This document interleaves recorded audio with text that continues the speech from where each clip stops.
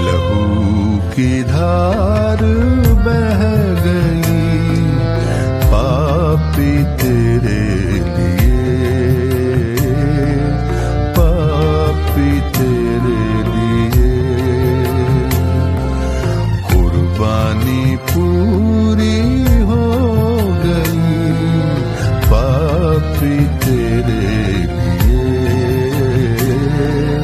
पापी तेरे लिए। लहू की धार बह गई पापी तेरे लिए, पापी तेरे लिए। परमेश्वर के नाम की महिमा हो। आप सभी का प्रभात मनन में स्वागत है। भजन संहिता 22। पिछले सप्ताह हमने केवल एक ही पद पर मनन किया था, जब वह कहता है, हे मेरे परमेश्वर तूने मुझे क्यों छोड़ दिया।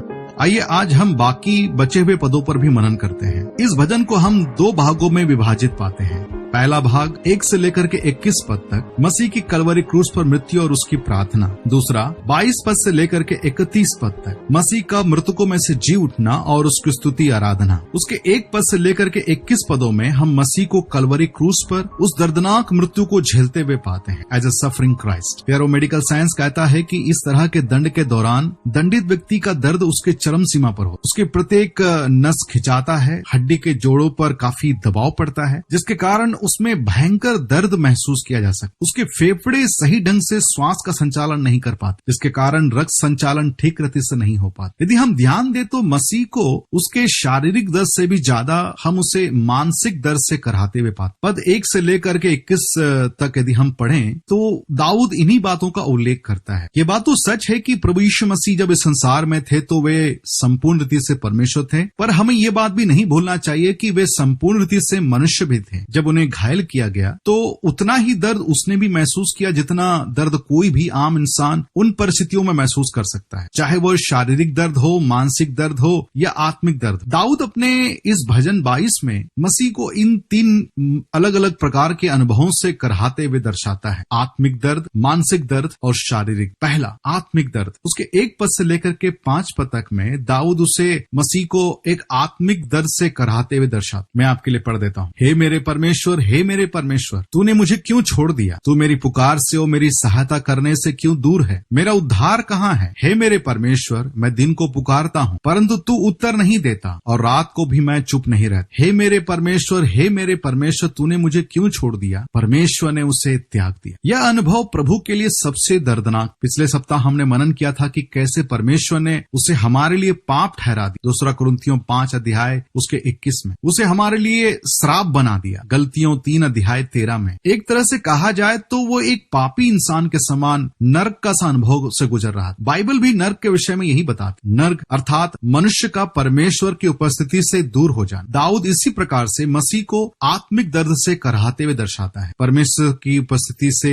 दूर, परमेश्वर का त्यागा हुआ, यह अनुभव हमारे प्रभु के लिए काफी पीड़ादायक। दूसरा मानसिक पीड़ा के बारे में दाऊद कहते, उसके 6 पद से लेकर के 11 पद तक दाऊद मसीह को मानसिक पीड़ा से कराहते हुए दर्शाता। मैं आपके लिए पढ़ देता हूँ 6 पद। परंतु मैं तो कीड़ा हूँ, मनुष्य नहीं। मनुष्य में मेरी नाम धराई है और लोगों में मेरा अपमान होता है। प्यारो, वह अपनों के मध्य आया और उसके अपनों ने ही उसका इनकार किया। स्वर्ग में आराधना का केंद्र, परमेश्वर का पुत्र जब अपने आप को दीन बनाकर इस धरती में आया, लोगों ने उसका इनकार किया, उसका अपमान किया और उसके संग बहुत ही बुरा व्यवहार। पद 6 में वह कहता है, मैं तो कीड़ा हूँ, मनुष्य नहीं। उन्होंने उसके संग एक मनुष्य के समान नहीं परंतु एक कीड़े मकोड़े के समान व्यवहार कर रहे थे। मत्ती भी अपने सुसमाचार में इस घटना का वर्णन करता है कि यहूदियों ने अपने मसीह के संग कैसे व्यवहार किया, उस पर कैसे झूठे आरोप लगाए। मसीह के प्रति उनके नफरत को मत्ती 27 अध्याय में कुछ इस रीति से लिखता है। मत्ती 27 अध्याय उसके 16 से मैं आपके लिए कुछ पढ़ देता हूँ। उस समय उनके यहाँ बरअब्बा नामक एक माना हुआ बंदी था। अतः जब वे इकट्ठे हुए तो पिलातुस ने उनसे कहा, तुम किसको चाहते हो कि मैं तुम्हारे लिए छोड़ दूं, बरअब्बा को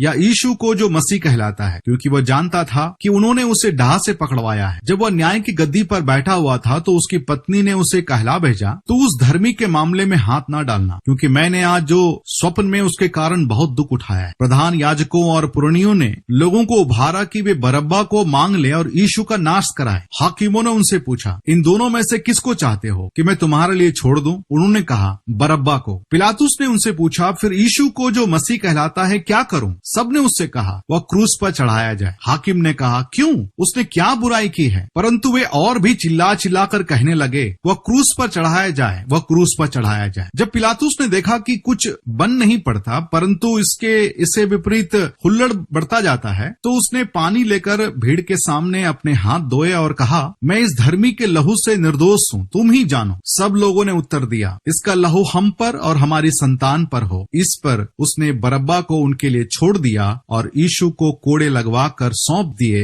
यीशु को क्रूस पर चढ़ाया जाए। यह अनुभव काफी मानसिक पीड़ादायक होता है जब आपके अपने आप को दुख देते हैं, और खासकर यह और भी अधिक बढ़ जाता है जब आप निर्दोष हैं, फिर भी वे आपके संग ऐसा व्यवहार कर रहे हैं। प्रभु एक ऐसी मानसिक पीड़ा से गुजर रहे हैं। दाऊद तीसरी बात जो कहता है उसके शारीरिक पीड़ा के बारे में, उसके 12 पद से लेकर के 21 पदों। मैं आपके लिए कुछ पदों को पढ़ देता हूँ उसके 12 पद से। बहुत से सांडों ने मुझे घेर लिया है, बाशान के बलवंत सांड मेरे चारों ओर मुझे घेरे हुए हैं। वे फाड़ने और गरजने वाले सिंह के समान मुझ पर अपना मुंह पसारे हुए। मैं जल के समान बह गया और मेरी सब हड्डियों के जोड़ उखड़ गए। मेरा हृदय मोम हो गया, वह मेरी देह के भीतर पिघल गया। मेरा बल टूट गया, मैं ठिकरा हो गया। मेरी जीभ मेरे तालू से चिपक गई और तू मुझे मारकर मिट्टी में मिला देता है, क्योंकि कुत्तों ने मुझे घेर लिया है। कुकर्मियों की मंडली मेरे चारों ओर मुझे घेरे हुए हैं। वे मेरे हाथ और मेरे पैर छेदते हैं। उसके सताने वाले इतने खूंखार और क्रूर थे जिसकी तुलना दाऊद निम्न पदों में कुछ इस प्रकार करता है। इन पदों को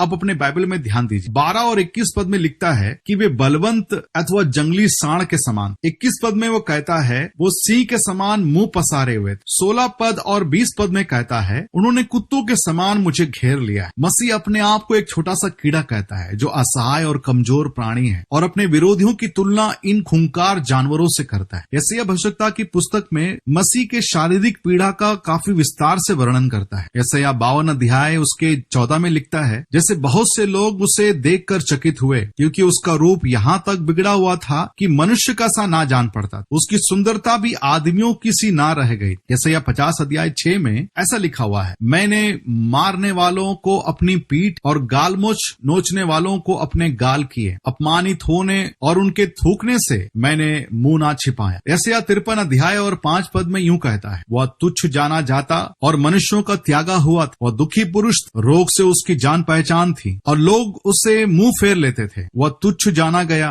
और हमने उसका तुल्य ना जाना। दाऊद इस रीति से भजन 22 के 1 से लेकर के 22 पदों तक मसीह के दर्द भरे अनुभव को लिखता है। मसीह जो 3 अलग अलग पीड़ादायक अनुभवों से गुजरा। पहला, आत्मिक पीड़ा के अनुभव से, जब परमेश्वर ने उसे त्याग दिया। दूसरा, मानसिक पीड़ा के अनुभव से, जब उसके अपनों ने उसे दंड दिया। तीसरा, शारीरिक पीड़ा के अनुभव से, जब उसके विरोधियों ने उसे दर्द। हालांकि इन सभी बातों का होना अनिवार्य था। संपूर्ण मानव जाति को उसके पापों से छुड़ाने के लिए परमेश्वर के पास दूसरा कोई मार्ग नहीं, परंतु मसीह के लिए यह काफी दर्दनाक अनुभव, खासकर जब परमेश्वर ने उसे त्याग। और यही वजह है कि मसीह दर्दनाक अनुभव के क्रम में दाऊद उसे पहले ही पद में लिखता है, हे मेरे परमेश्वर, तूने मुझे क्यों छोड़ दिया। यह सबसे अधिक पीड़ादायक दर्द था। मुझे एक अंग्रेजी में लिखे हुए गीत के बोल याद आ, कृपया इसके शब्दों पर ध्यान दीजिएगा। Man of sorrows, what a name for the son of God who came, ruined sinners to reclaim, hallelujah, what a save, bearing shame and scoffing rude, in my place condemned he stood, sealed my pardon with his blood, hallelujah, what a savior, guilty, vile and helpless we,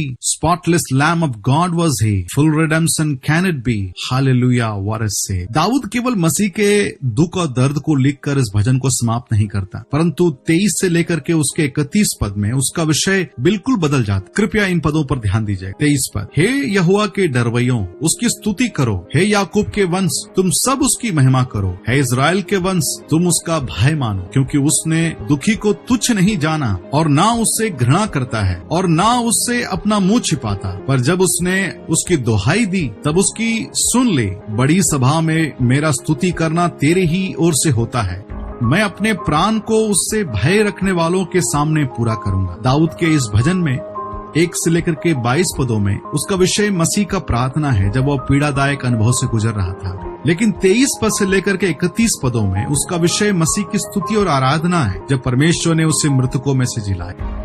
प्यारो, एक जीवित समाज के झुंड को मरे हुए के कब्र की नींव पर खड़ा नहीं किया जा सकता। मसीह का हमारे पापों के लिए मरना जितना जरूरी था उतना ही जरूरी था उसका मृत्यु पर से जी उठना, वरना उद्धार का कार्य अधूरा ही रह जाता। पद 25 में दाऊद यूं लिखता है, बड़ी सभा में मेरा स्तुति करना तेरी ही ओर से होता है। यह उस जीवित मसीह की कलीसिया की सभा की चर्चा कर रहा है जिसे मसीह ने अपने लहू से मोल लिया, और वो कलीसिया मैं और आप। आइए इन्हीं विचारों के साथ हम परमेश्वर की महिमा करें और उसके पुत्र को सराहे। परमेश्वर की नाम की महिमा हो। आप सबको मेरा जय मसीह। कलवरी से खूब बहती रही तन के लहू की धार,